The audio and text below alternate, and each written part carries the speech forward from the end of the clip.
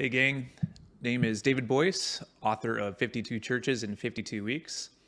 Currently, we're doing a bit of a virtual tour looking at some of the most beautiful, jaw-dropping American churches that preach through its architecture. Today, we're going to do one of my favorite glass wedding churches, the Mildred B. Cooper Memorial Chapel in Bella Vista, Arkansas. So I took a real quick detour when I was looking through different churches to just take a few moments to check this place out. Like the name implies, the Cooper Chapel was named after Mildred B. Cooper. She was a wife, mother, and huge within that community.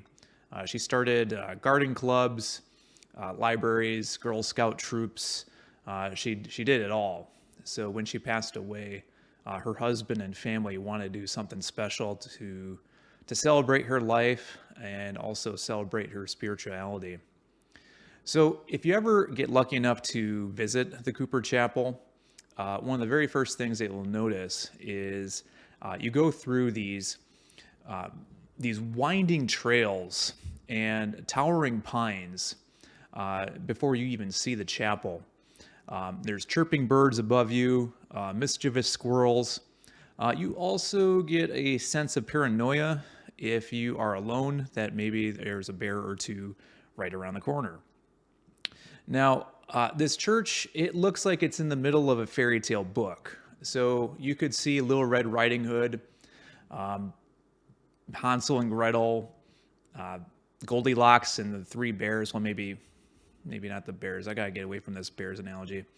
But the way that the church is shaped, when you first see it, it almost looks like a giant 50-foot tall birdhouse with the way that they have a little hole atop that chapel. But as you get closer, you start to appreciate the beauty of the structure.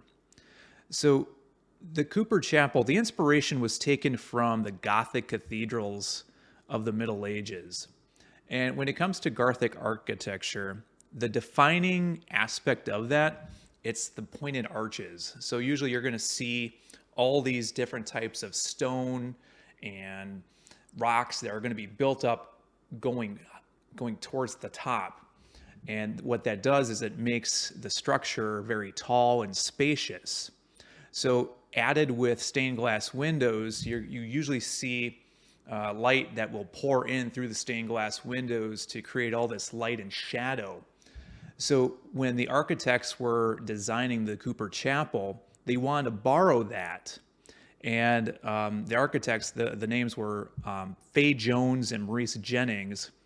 They took that aspect and they made 15 main arches that each go 50 feet high, and then they would layer Gothic arches within that. But instead of going with rock and stone like the classic cathedrals of old, they wanted to do a little bit of a remix when it came to the building blocks for this. So instead, they're using steel and glass. So 31 tons of steel and 4,000 plus square feet of glass went into the Cooper Chapel to create this crazy looking structure that is open air. So when you look inside, you have a huge skylight that will beam down sunlight. And then when you look outside, instead of stained glass windows like those old cathedrals, you get nature. And combine that together, you pair up God's natural creation, and then you complement that with this man-made architectural masterpiece. It makes for an amazing spiritual escape that's absolutely spectacular.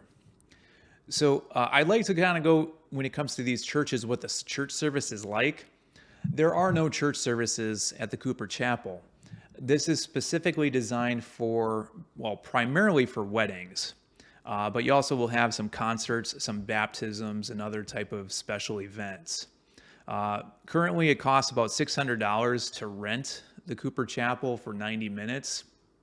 And then usually it's another $100 for an additional hour.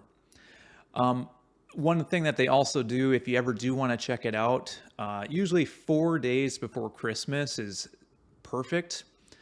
During those 4 days before Christmas, they will decorate it with extra lighting. So if you come and visit during the night, it completely changes because the Cooper Chapel, nature is such an integral part of this.